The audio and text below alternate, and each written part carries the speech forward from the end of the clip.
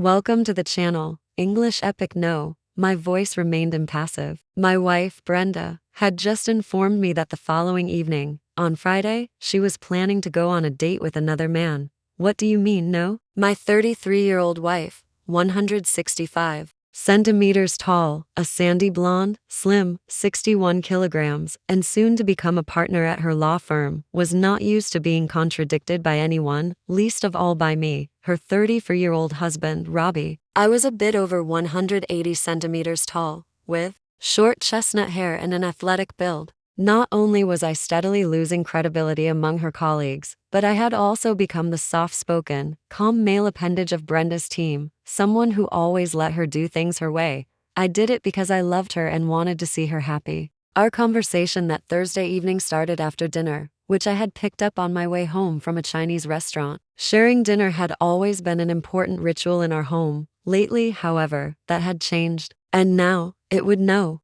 longer include Friday nights. She had opened a new bottle of red wine, and by the time dinner was over, it was already nearly half empty. I, a man of simple tastes, was drinking homemade beer, which I had not yet finished, when she pushed aside her empty plate and casually informed me that the next evening I would be dining alone. After some additional questions, it became clear that she had other plans, ones that did not include me, and did not include her girlfriends either. Rather, she was planning to have dinner with a colleague from work, which led to the aforementioned single-word response. No. Several minutes passed, interrupted only by her taking a few more sips. I refilled her glass. Making her happy was a habit that was hard to break. Robbie, you have not answered me.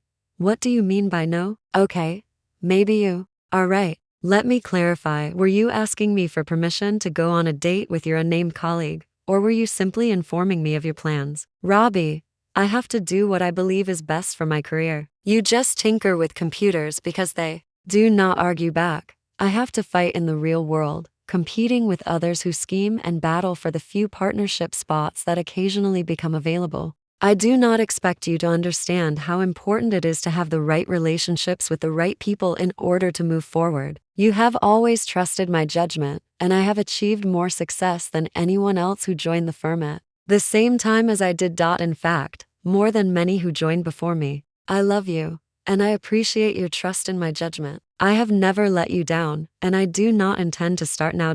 So, to answer your question, no, I was not asking you, because I did not expect you to understand the dynamics of the situation. And to be honest, I was afraid this situation might bruise your fragile male ego. I leaned back in my chair and allowed the emptiness and numbness in my heart to show on my face. The pain and anger were still building and had not yet reached their peak. So, to rephrase your long response, you are informing me, not asking me, giving me no say in this decision. Did I understand that correctly? You see, I can tell that you are viewing a simple dinner as a threat to your male ego, rather than something necessary for the advancement of my career. Male ego, huh? Who are you having dinner with? I would prefer not to say. Why is it a state secret, or a violation of your firm's code of conduct? No, silly, but if I tell you, you will feel obligated to do something stupid just to satisfy your ego, which will interfere with my plan. Worse, it could put you in an awkward position and might even damage my career. What time is your dinner?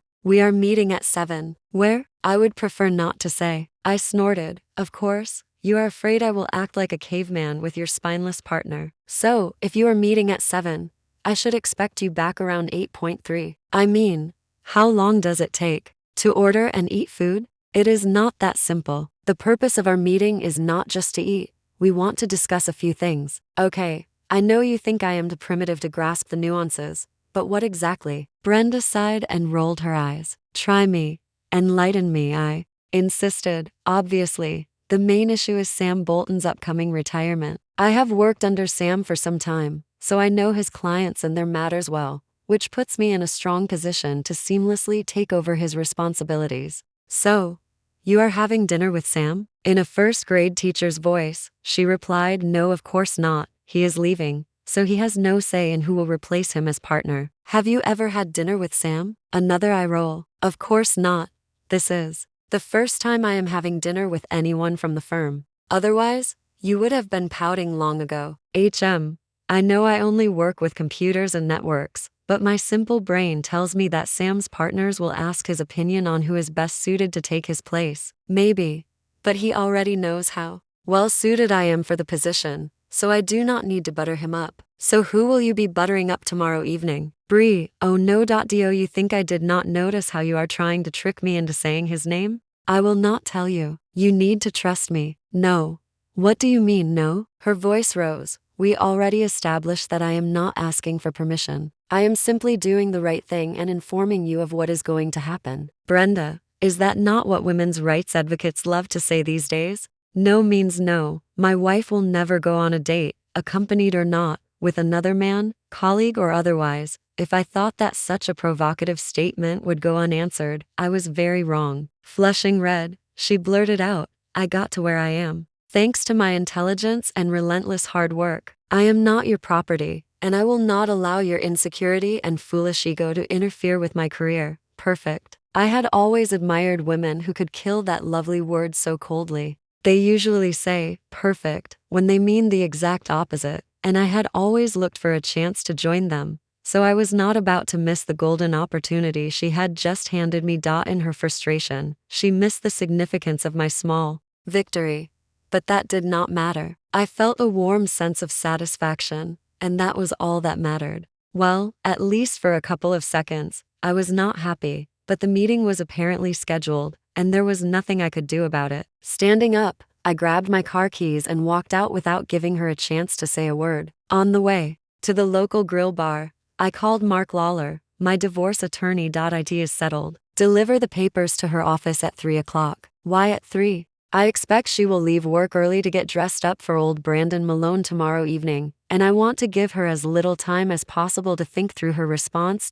So when her good friend is trying to warm her up before their first night in bed, her thoughts will be, let us say, elsewhere. At the same time, I want to give her the opportunity to reconsider. Not that I think she will, but you never know.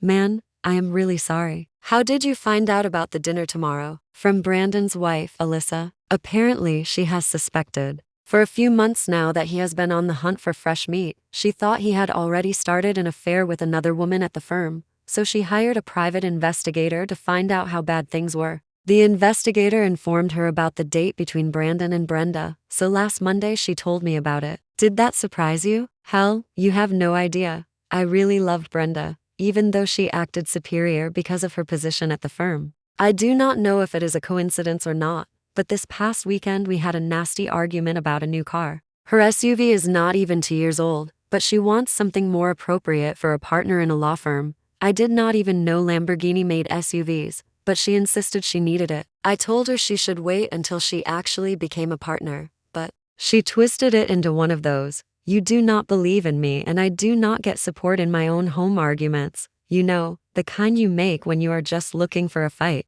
I blamed it on premenstrual syndrome, but after Alyssa warned me, everything started to make sense. I was shocked. Brandon's wife is planning to serve him divorce papers on Saturday at the family gathering they scheduled a while ago, to humiliate him as much as possible. Normally, she and I would coordinate the timing, but since I believe this is Brenda's first time, I want to see if I can reach her before then, so she cancels the divorce and tries to save our marriage. Do you think that will work? I took a deep breath. Damn it, Mark. I really hope so. I honestly do, my friend. After driving around aimlessly for a while, I returned home. As I was pulling into the garage, I received a message from Alyssa. Just found out B plans to stay overnight. Says he is meeting with Japanese clients who drink a lot, so he'll most likely book a room. I checked his credit card account online and saw that the Marriott downtown has a reservation. So expect your wife to stay overnight. She's planning to spend her first night with him. Damn it, so much for just dinner. Cheater, liar, deceptive witch. My anger exploded. I replied, thanks for the warning. After returning home, I changed my mind. Did I really want to stop her? If she changed her mind and stayed with me, would I still want her? Would she truly change and stay, or would she simply wait for the next opportunity? In the kitchen, I opened another bottle of Coors and went to sit in the dark living room in my favorite chair. A few minutes later, Brenda came in and turned on the light. In a soft voice, she said, please do not be angry with me, sweetheart. It is just dinner. She knelt down in front of the chair, placed her hands on my legs, and looked me in the eyes. Setting the beer bottle on the stand to avoid another argument, I placed my hands over hers. No, pumpkin, it is not about that. It is about your lack of respect. Over the past year, you have been growing more distant. At first, you liked my easygoing nature, but your firm is full of ambitious, energetic alpha males, and in their eyes, I am nothing more than a loser. At first, you defended me, but I can see in your eyes, they have won you over. You have started to agree with them. I can understand their perspective, but that is their business. They are not married to me. Maybe I am wrong, but it seems like you have started to see my love for you, and my desire to make you happy by any means, as a weakness.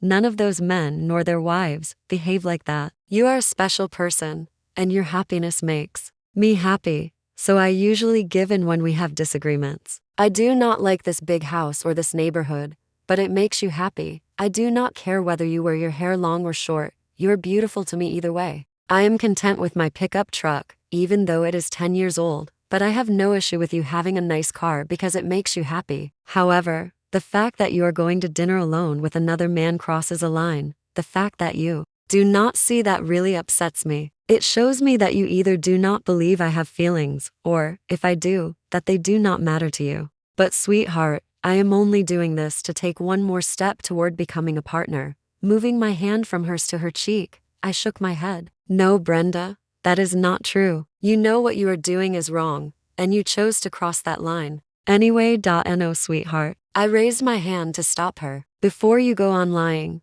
let us examine a few facts. There is no way you only found out about tomorrow's dinner today. Partners have tight schedules, and I just do not believe he woke up this morning and decided to invite you to dinner tomorrow. Please, maybe I no longer meet your idea of sophistication, but I do have common sense, which might surprise you, and that common sense tells me he invited you earlier this week, maybe even last week. If you truly thought there was nothing wrong with it, you would have told me right away, and casually, without the sweetheart, we need to talk, drama. So, your own behavior gives you away and shows that you know very well tomorrow's date is wrong. When you received the invitation, you had a choice to disrespect me and go on the date, or to tell the partner that you would be bringing me along, or of course, to decline. How long have you been working at the firm? Has there ever been a case where a married partner had dinner alone with a married woman? Let me guess, no, and there is a good reason for that. It is not something decent.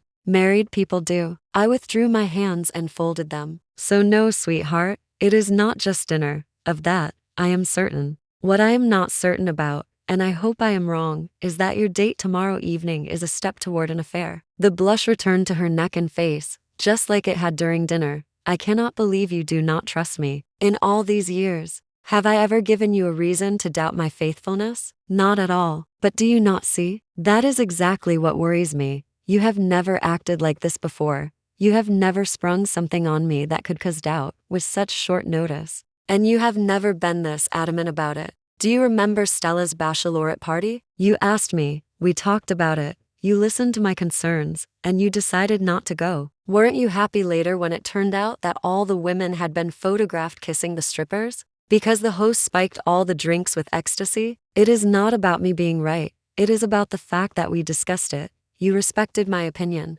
You did not present me with a done deal like you are doing now, and you did not throw the phrase, fragile male ego, in my face. Tonight was something new, something different. You showed me complete disrespect for the first time. What I think, who I am, no longer matters. You know that what you are planning for tomorrow is wrong, and you do not care about my opinion or feelings. I have yielded to you in all our decisions, and this is how you repay me. You think I am weak because I love you so much. Shaking my head, I continued. How do you think I will feel when my amazing wife is sitting in a fancy restaurant with another man, and I am sitting at home wringing my hands? Let me answer for you. You have not even considered how I might feel, except for worrying that it might bruise my fragile male ego. Am I right? Her downcast eyes gave me the answer. Finishing my beer, I gently lifted her hands off my legs and stood up. Tonight you stopped right at the edge. You still have time to cancel tomorrow's meeting. I still love you. By this time tomorrow, your actions will show me whether or not you love me. Tonight, I will sleep in the guest room. Sweetheart, no. Brenda flushed in confusion. Tonight, Your place is beside me, but where will it be tomorrow night? The next morning, I left for the office before Brenda woke up. A tea lunch. I asked my boss for the afternoon off and headed home. On the way, I stopped by Brenda's office and found her SUV in the parking lot. Using a spare key, I opened the trunk and saw an overnight bag under a raincoat. I opened it and cried all the way home. As expected, a few minutes after 3 o'clock, my phone rang. She screamed at full volume, "Robbie, what the hell?" Pretending to be clueless, I replied calmly, "What do you mean?" Her voice was so shrill I had to hold the phone away from my ear. "What do you mean?" "What do I mean?" "Serving me divorce papers at work." I have never been so humiliated in my life. Trying to suppress a chuckle, I responded again in a calm voice. "Did I hurt your fragile female ego, sweetheart? You sound surprised." "I do not understand why. Maybe you should come home so we can talk about it." "I am already in the car, but I am coming home to get ready for dinner, not to relive last night." "Drive safely." Leaving her SUV in the driveway, she stormed into the house, ignored me completely, and went upstairs to our bedroom. I followed with a grim smile. In the bedroom, she took off her blouse. "Do you remember what I said last night?" I began. Her voice was ice cold. "You said a lot of crap. Which part exactly are you referring to?" Knock, knock, knock, another nail in the coffin of our marriage. I spoke clearly and with a firm voice. "No more Mr. Nice Guy." "The part where I said that never would my wife have dinner with another man unaccompanied. Since I have served you, I no longer consider you my wife, so as far as I am concerned, you are now free to spend the night with Brandon Malone at the Marriott Hotel." She immediately stopped undressing and gasped. Her eyes betrayed her confusion. How did I know? And where did I get this information? Trying to maintain her outrage, she turned to face me. "What are you talking about?" I pointed to the iris of my eye. "I have said this before and I will say it again. It may be green, but it is not cabbage. I know about your dinners with Brandon, as well as your loving looks and recent kisses. I also know that he booked a room at the Marriott Hotel for tonight." Shock swept across Brenda's face. "No, you are bluffing." "Really? Want to come with me to the car and look at your overnight bag lying on the back seat? The one with the new teddy you bought to sleep in, or more accurately, not to sleep in. You and your lawyer colleagues might think you are smarter than a simple computer geek, but you are still a deceitful cheater and a liar. And I would add, a very bad one. Last night, I told you that I love you and want to spend this night and the rest of my life only with you. Your actions tell me that you do not love me enough to stay. So what choice do I have? Accepting it is not on my list of options. Therefore, the only option left was to file for divorce. And that, my dear wife, is the full answer to the question you asked me this afternoon. By the time you return tomorrow, my things will be gone. I asked the landlord to remove my name from the lease. You will be paying until it expires. I split our finances before the papers were served to you today. While she processed the unexpected turn of events, I softened my voice. Brenda, we spent 10 wonderful years together. You are my other half. You have no idea how crushed I was when I realized that instead of valuing the sacrifices I made for you, you see me as a weakling you can walk all over. What a vain and heartless bitch you have become. I hope old Brandick is worth destroying to families. 2 families? What are you talking about? Are you going to tell his wife? Huh. I did not tell her. She told me. Oh, and by the way, she also said that your dear friend is also sleeping Karen Spears. What? No. Oh, yes. The same Karen Spears who is also vying for the new partnership. Seems like he is having a great time figuring out which one of you will benefit him more in the long run. He already booked her the same room at the Marriott for Saturday night. So not only was I kind and good to you, I respected your worth and your intelligence. And instead of valuing that, you let yourself be played by a guy you think you are playing. You are not just a bitch. You are a stupid bitch. Good luck with the rest of your life. There is a reason cliches become cliches. They get repeated a lot. A week after Alyssa kicked old Brandon out, she called me and asked if I could help pack up his tools and take them to storage. One thing led to another. Yes, another cliché. And I ended up spending the night. Packing tools is hard work. You see.